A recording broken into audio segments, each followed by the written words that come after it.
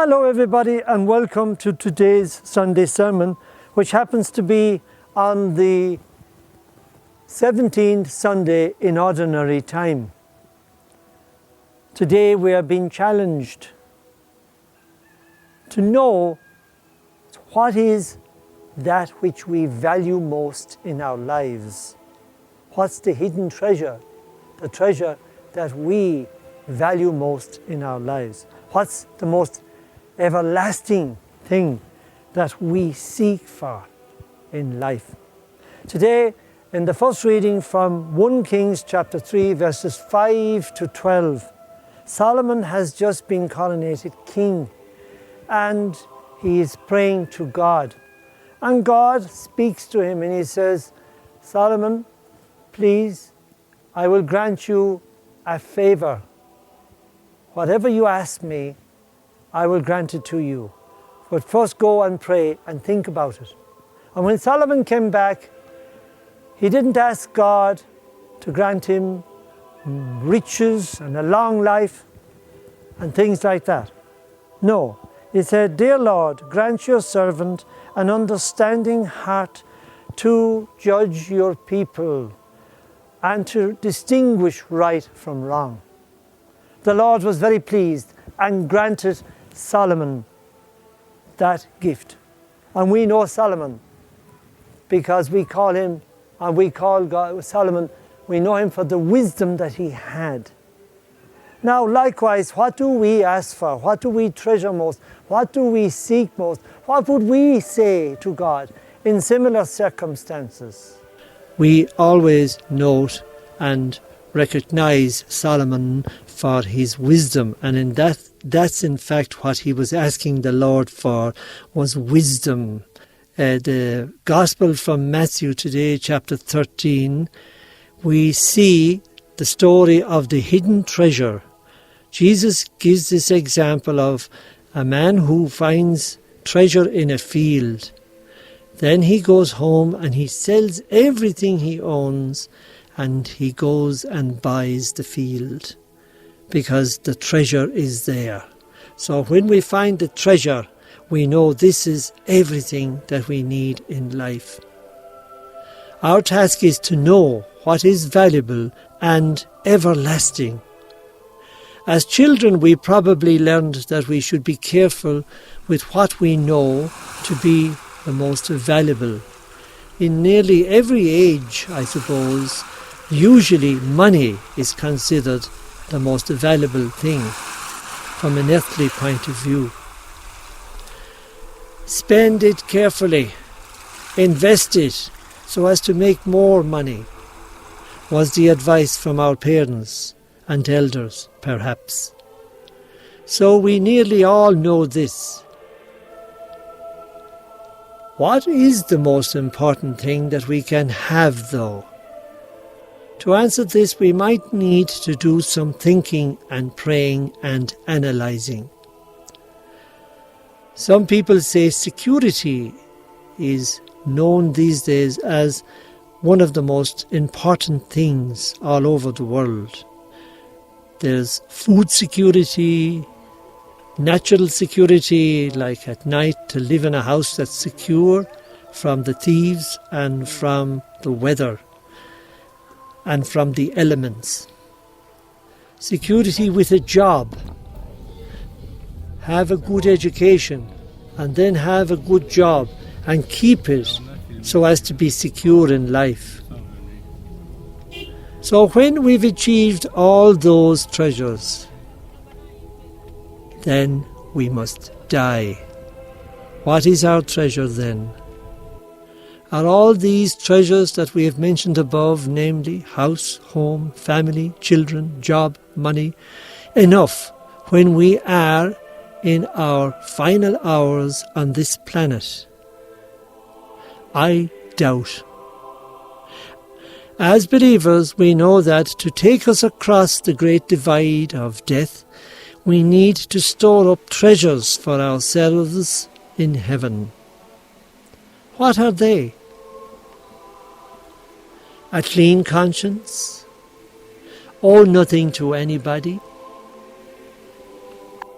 doing works of charity, having that basic love for our fellow human beings, especially the most vulnerable and the poor, having done something great for them. And as I say many times, to do these things not to gain for ourselves a place in God's heaven, but rather doing good in gratitude to God for what He has done for us.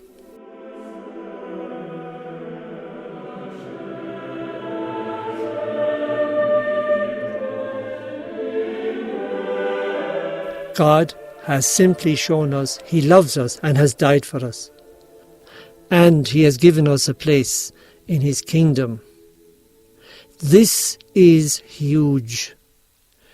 We may take it lightly, but we shouldn't. We should marvel at it always, in the morning, evening, and during the day. Our lives can be a series of being good for the goodness shown to us by God and personally shown to each and every one of us. This indeed is the treasure. To be thankful and praise the Lord, and to live life that is wholesome and compatible with the goodness of God in our lives. And that is the treasure that we carry with us at our final hours.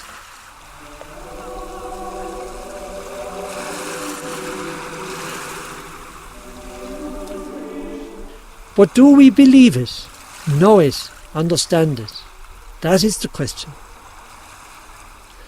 Living our lives in total gratitude inspires us to forgive, to pray, to sing, to admire this God of ours.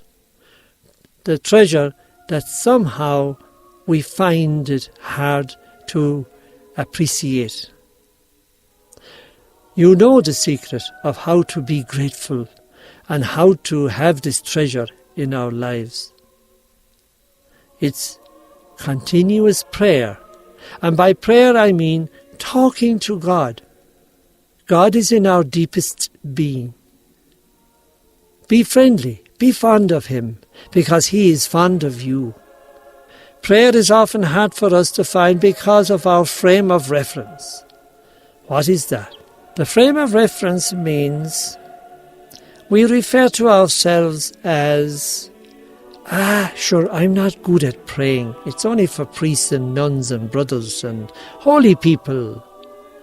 Now, I'm going to say something to you who speaks that way and thinks that way. Forget all that. Pray as you are and not as you wish you were. Change this frame of reference. And you can rub it out like you rub out an old tape in the old cassette tape recorders. Or as we do now on our computers, we can delete and put in your frame of reference words like, God is my friend, who is close to me, my companion on the way, the one who loves me, who gives encouragement and forgives me, the one who makes right my wrongs, who is beside me, before me, behind me, above me, and in every breath. He's shouting to us from every moment of our lives, from every rooftop, from every mountain, in nature, in our experiences, no matter how difficult or how beautiful. He is there in all those places and events and relationships, and He is shouting your name, saying, Hi, I'm here, don't leave me out. Look for God because He is looking for you. I say fill your frame, like a picture frame, fill it with positives, like I've just mentioned. And the whole friendship with God will open up for you. You will grow in His love. Believe me, trust me, you will not be disappointed.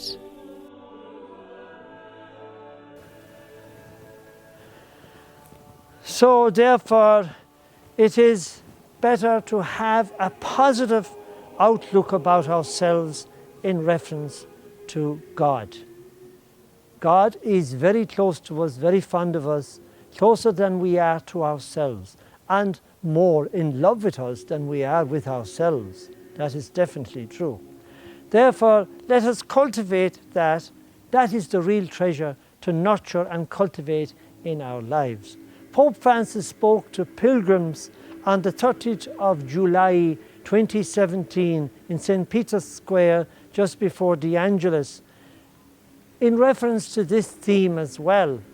And he said that if we seek Christ, sacrificing everything in the process, in the end we find a joy that is worth far more than anything that we may have lost. He also continued and said, evaluating this invaluable treasure means that we lead to a decision that also helps us to sacrifice ourselves and be detached from the things of the world and renounce them. They're not the be-all and end-all, in other words. There's far more valuable things where we have touched on today. And then he said the decision of the disciples to sacrifice everything for their relationship with Christ didn't mean that they despised everything, not at all, but that they put everything into its proper order, the order of value of everything we have. Make a value what is the things that we have and put them in their proper order, and then place Jesus in there as the end of everything. Of course, this is all through prayer and through the knowing of Jesus, which we are able to do through our prayer and good works, and the sacraments, which we are so privileged to have in our church. May God bless you to have a beautiful Sunday, and that you may seek out this treasure that is the most valuable of all, which is Jesus Christ. May God bless you, and have a beautiful forthcoming week.